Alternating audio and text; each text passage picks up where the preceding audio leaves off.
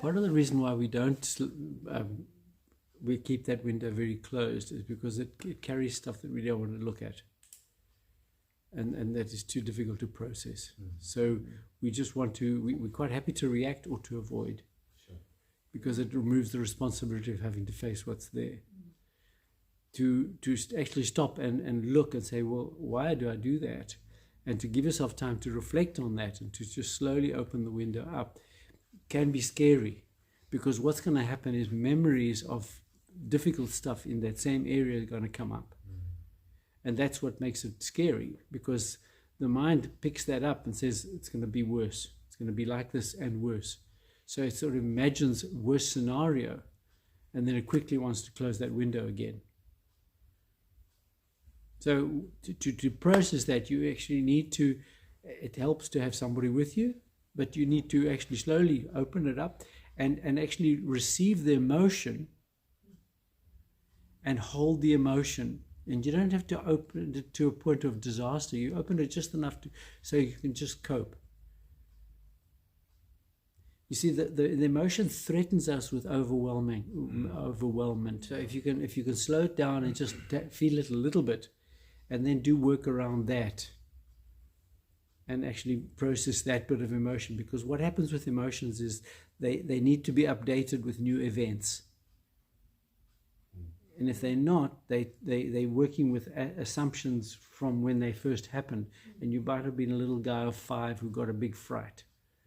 And that might be what's threatening you now, but you're much bigger than a little guy of 5 or whatever.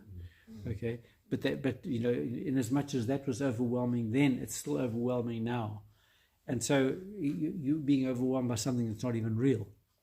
It's just your mind saying, remember what happened there? It could be like that and worse.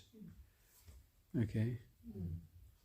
So that's a lot of the reason why people don't want to actually look at what's going on or explore the feelings or actually sit with them. But that behavior is important, because the behavior creates new beliefs, new assumptions. And those assumptions are the ones that update the assumptions that aren't helpful.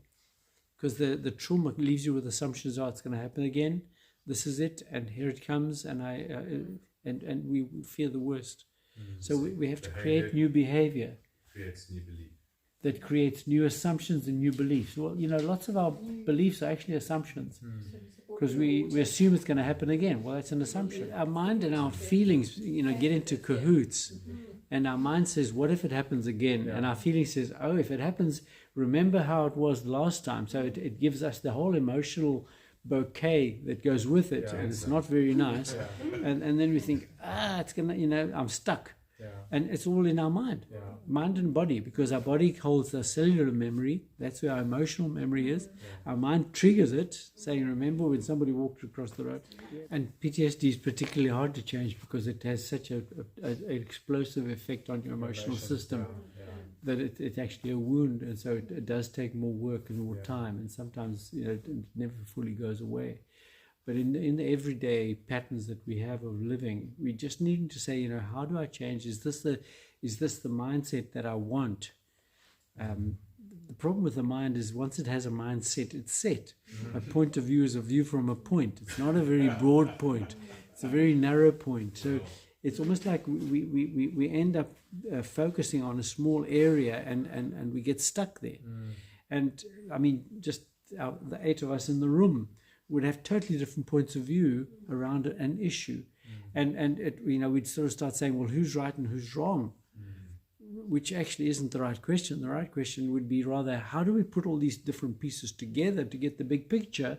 Because we all have a perspective. Unless we're being intentionally divisive and telling an untruth, we all are trying to find the truth. So what do we see, and how do we support each other in our differences, rather than trying to say we all should have the same point of view or the same picture or the same belief, which actually is crazy. It sort of removes all our individuality and all our own history that has brought us here, because our history is what we see through. So our process of managing our mindset, our point of view, is really a process of first finding out how we come to be here, and how rigid or flexible am I to change my mind. You know how people say, you mustn't change your mind, that's a sign of weakness. I think rather the other way around, always change your mind, don't change your commitments. Because your mind actually is dependent on information. Yeah. You find out a new piece of information and all the stuff you've been believing is irrelevant. Yeah. It's a whole different set, so we're constantly getting more information and more patterns of managing that information.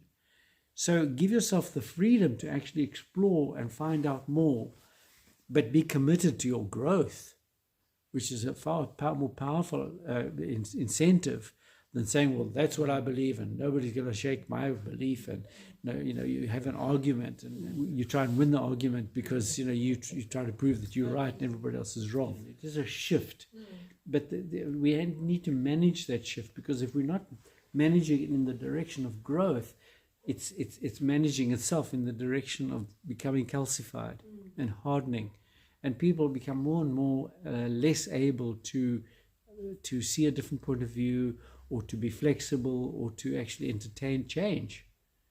It's been like this, and they will die rather than change, because they think, it's always been like this. How can I change? And I think that's really unhelpful. And that's the question, how do I manage my own ability to change? And people don't change much because that A, don't think that they have that ability, and B, they think that what is.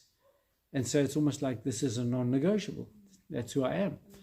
But you start fiddling around and seeing what the issues are, and the person starts to say, oh, I do have choices. Just because my dad was always like this doesn't mean I've got to be like that all the time. And it's really how to manage that mindset. And it's not to say, a rigid mindset is bad, so I must be so flexible that I don't know what I believe or where I stand or what's going on. It's really giving oneself a clearer thing of saying, is that what I really believe? And is that what I really want? And sort of moving to a more authentic place, a more authoritative place, rather than a looser place with less and less givens or fixed points. It's becoming more convinced of yourself and what you've chosen to be. Here I stand, I can do no other. Because it takes some reflection to actually say, this is what I believe. Because, when there's contrary opinions, do you stand your ground, or are you compassionate in standing your ground, not just rigid because you're rigid? But are you able to say, no, I actually believe this is how it is?